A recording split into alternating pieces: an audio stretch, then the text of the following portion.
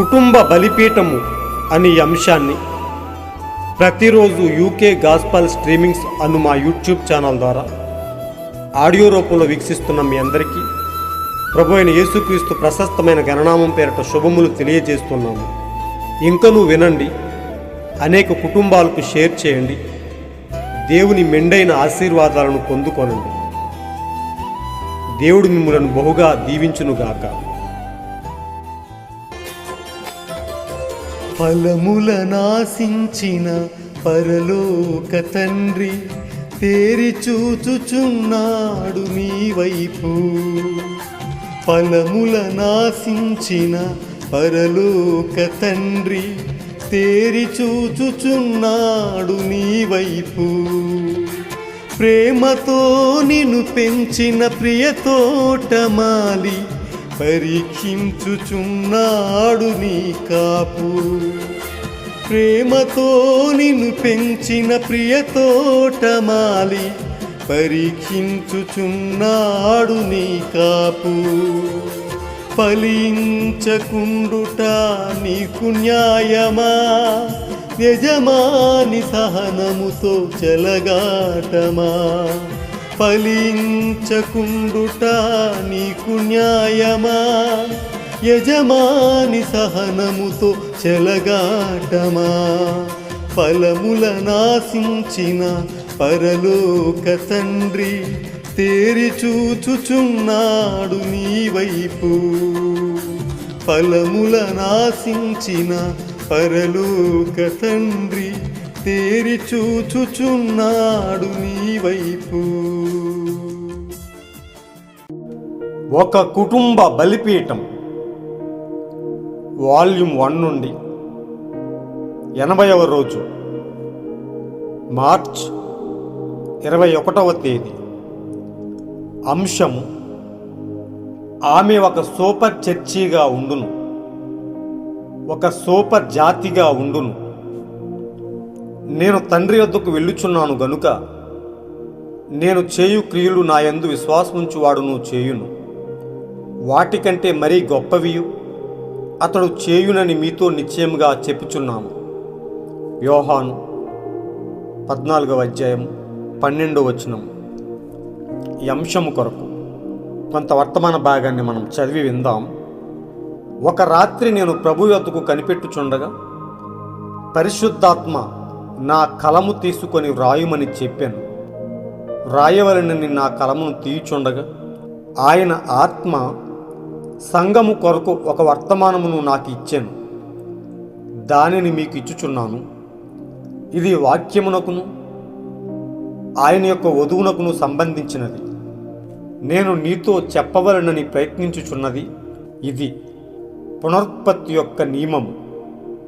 ఏమనగా, ప్రతి జాతి తిరిగి తన జాతిని మరలా పుట్టించును.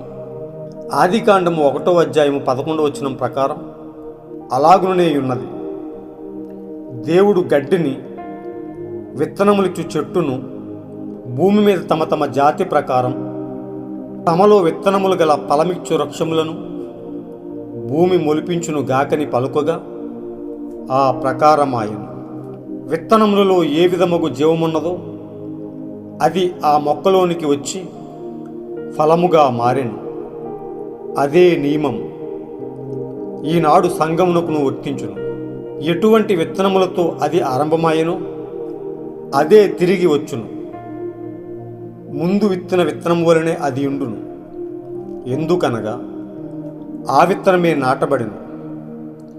ఈ చివరి దినములో నిజముగు వధువు సంఘము క్రీస్తు విత్తనము మూలరాయి దగ్గరికి వచ్చును. ఆమె అగ్రగామియగు సంఘం సూపర్ చర్చిగా ఉండును. ఒక అగ్రగామియగు జాతి సూపర్ రేస్గా ఉండి ఆయనకు చేరువగును. వధువులో ఉన్నవారు ఆయనను పోలి ఉందురు. ఆయన యొక్క స్వరూపమనే వారు కలిగి ఉందురు.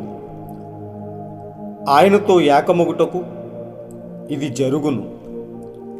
వారు ఒక్కటిగా ఉందురు. వారు సజీవుడగు దేవుని యొక్క వాక్య ప్రత్యక్షతగా ఉందురు. శాఖలు దీనిని ఉత్పత్తి చేయజాలవు, అనగా తప్పు విత్తనములు. అవి తమ ఆచారములను, తమ విశ్వాస ప్రమాణములను వాక్యముతో కలిపి ఉత్పత్తి చేయును. ఈ కలగలుపు వలన ఒక సంకర జాతి ఉత్పత్తి అగును. దీని మర్మమును చూడండి.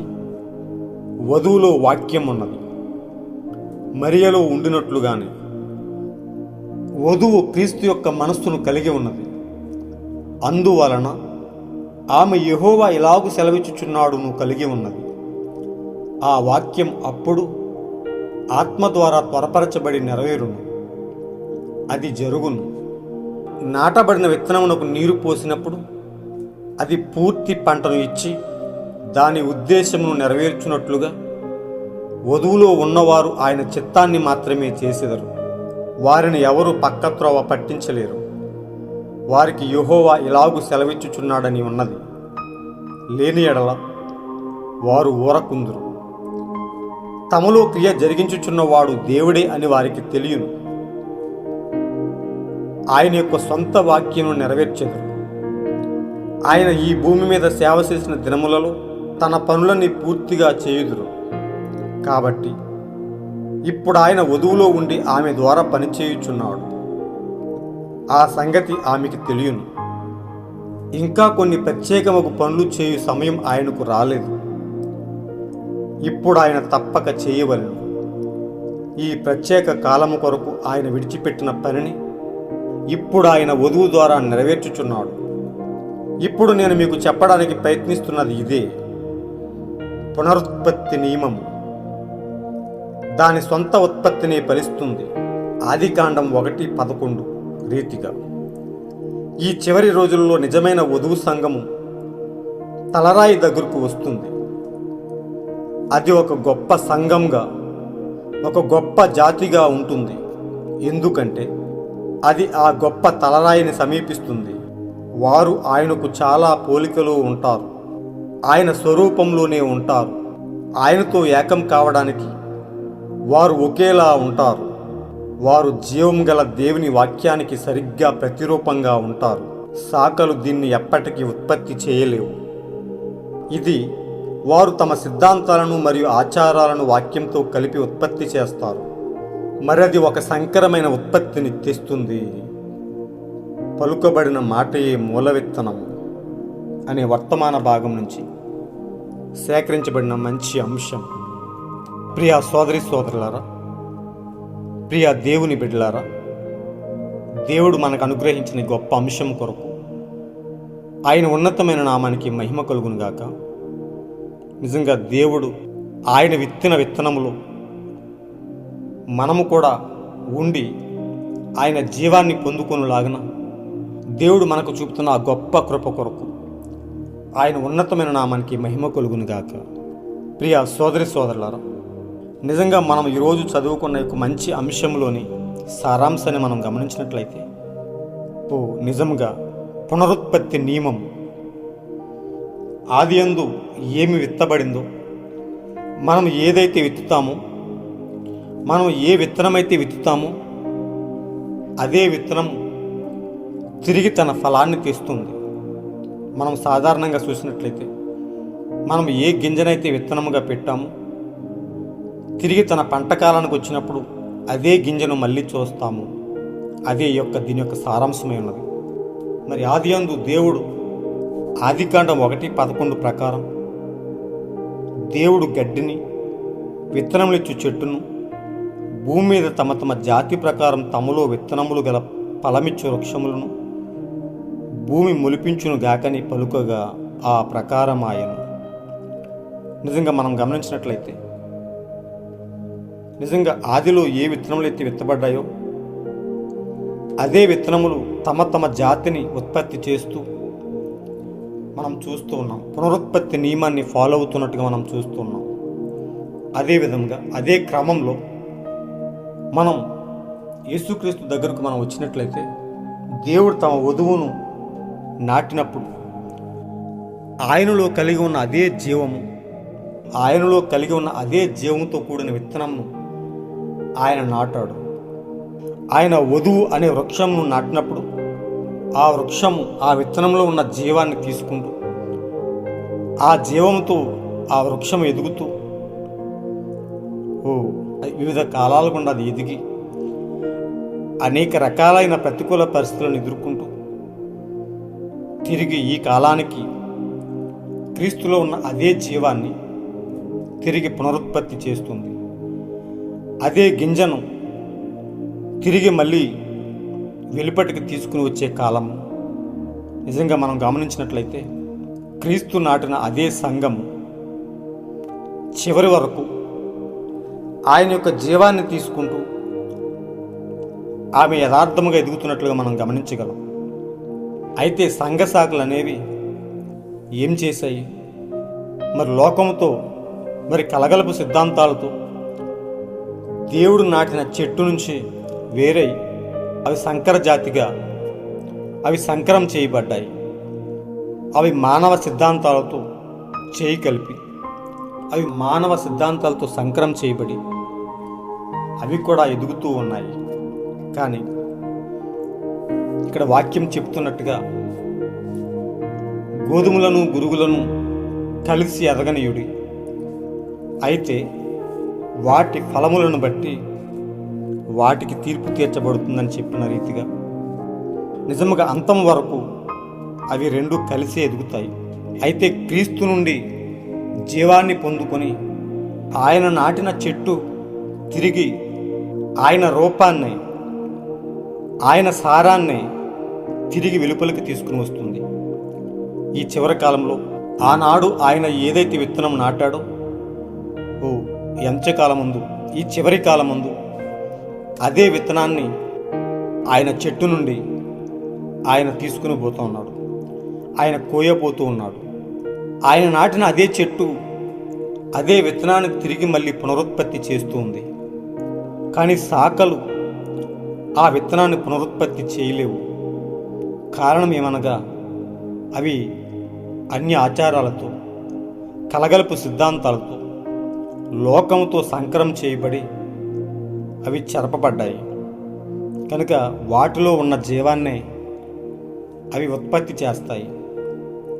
చివరికి వాటి ఫలాలను బట్టి దేవుడు వాటికి తీర్పు తీర్చబోతున్నాడు. ఆ ఒరిజినల్ సీడ్ ఏదైతే ఉందో ఆయన తన కొట్టులోకి చేర్చుకోబోతున్నాడు.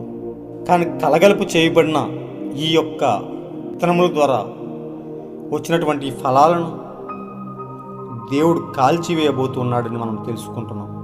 ఎందుకో తెలుసా? అవి దేవుని నుండి వచ్చిన ఫలాలు కాదు.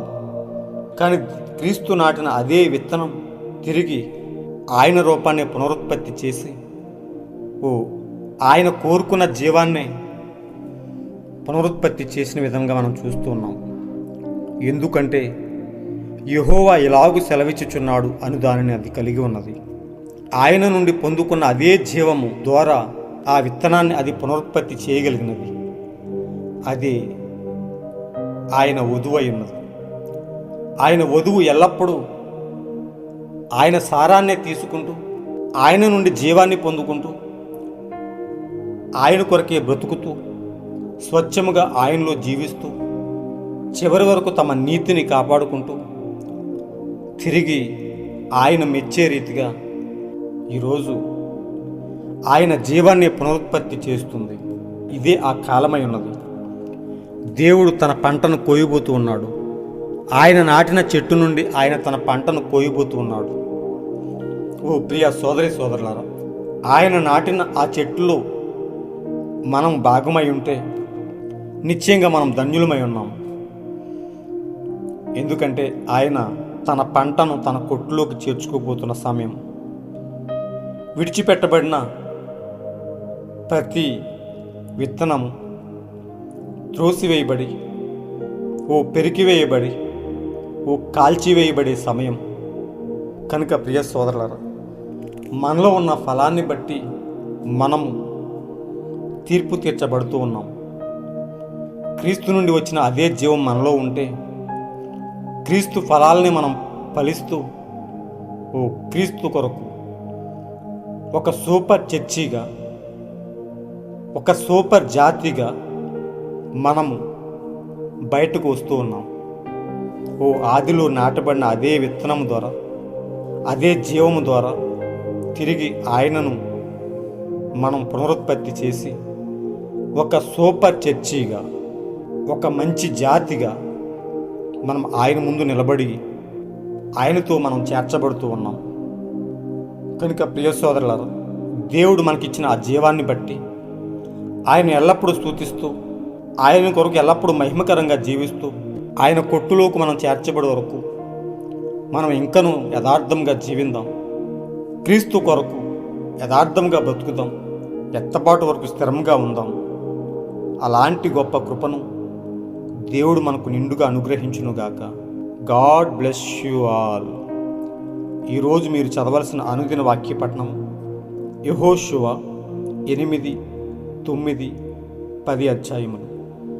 మీరు విన్న ఈ అంశాన్ని అనేక మందికి షేర్ చేయండి. దేవుని ఉన్నతమైన ఆశీర్వాదాలకు మీరు కూడా పాలిభాగస్తులు అవ్వండి. దేవుడు మిమ్మలను బహుగా దీవించునుగాక. God bless you all.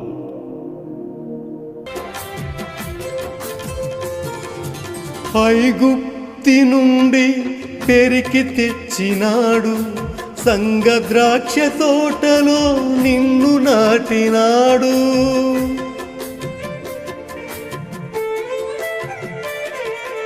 ఐగుప్తి నుండి పెరికి తెచ్చినాడు, సంగ ద్రాక్ష తోటలో నిన్ను నాటినాడు.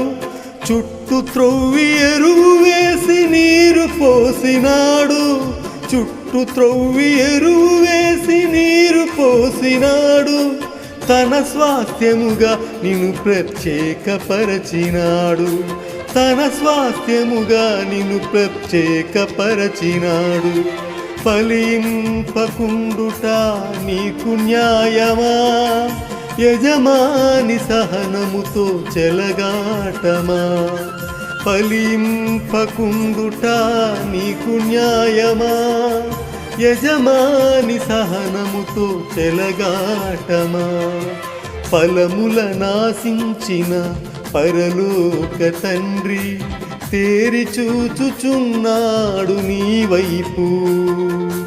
ఫలముల నాశించిన పరలోక తండ్రి తేరి చూచుచున్నాడు నీ వైపు.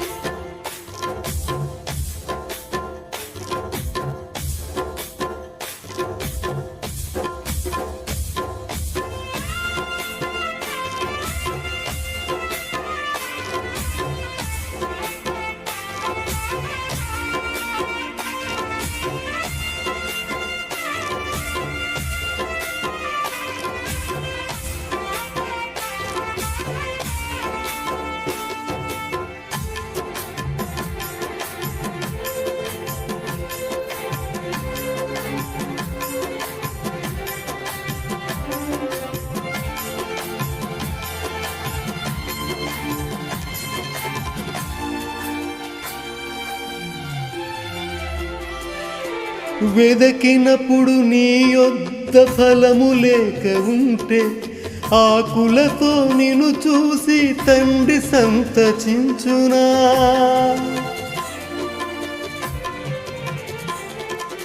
వెదకినప్పుడు నీ యొద్ద ఫలము లేకయుంటే, ఆకులతో నిన్ను చూసి తండ్రి సంతసించునా. ఇవ్వబడిన సమయములో వర్ధిల్లకుంటే, ఇవ్వబడిన సమయములో వర్ధిల్లకుంటే, మోడులాంటి నిన్ను ఇంక నరికి వేయకుండునా. మోడులాంటి నిన్ను ఇంక నరికి వేయకుండునా. ఫలించకుండుట నీకు న్యాయమా, యజమాని సహనముతో చెలగాటమా. ఫలించకుండుట నీకు న్యాయమా, యజమాని సహనముతో చెలగాటమా. ఫలముల నాశించిన పరలోక తండ్రి తేరి చూచుచున్నాడు నీ వైపు. ఫలముల నాశించిన పరలోక తండ్రి తేరి చూచుచున్నాడు నీ వైపు. ప్రేమతో నిన్ను పెంచిన ప్రియ తోటమాలి పరీక్షించుచున్నాడు నీ కాపు. ప్రేమతో నిన్ను పెంచిన ప్రియ తోటమాలి పరీక్షించుచున్నాడు నీ కాపు. ఫలించకుండుట నీకు న్యాయమా, యజమాని సహనముతో చెలగాటమా. ఫలించకుండుట నీకు న్యాయమా, యజమాని సహనముతో చెలగాటమా. ఫలముల నాశించిన పరలోక తండ్రి తేరి చూచుచున్నాడు నీ వైపు. ఫలముల నాశించిన పరలోక తండ్రి తేరి చూచుచున్నాడు నీ వైపు. ప్రేమతో నిన్ను పెంచిన ప్రియ తోటమాలి పరీక్షించుచున్నాడు నీ కాపు.